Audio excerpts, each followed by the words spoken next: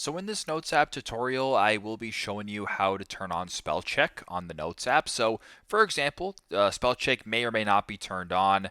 I'll just go ahead and just make it like this. So if you want to go ahead and make sure that it's turned on or off, go to the top left to where it says format. Then if you were to scroll down a little bit to where it says text, indentation, etc., there's a bunch of different options right there. Or where it says edit, you can scroll down to where it says spelling and grammar. Show spelling and grammar, check document now. Make sure that these things are checked right here. So check spelling while typing, check grammar while spelling, correct spelling automatically. So for example, if this was turned off, and let's just say this was turned off, and let's just say these were all turned off. Well, if you were to spell words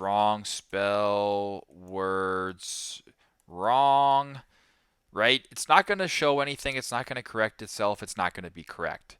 But if you want this to be turned back on, which I will go ahead and do right now, so spelling and grammar, go ahead and just turn it all on. I wish I could do this all at once, but it's okay. You got to do it sort of like this, which is a little bit tedious. If I were to try this again, spell words wrong.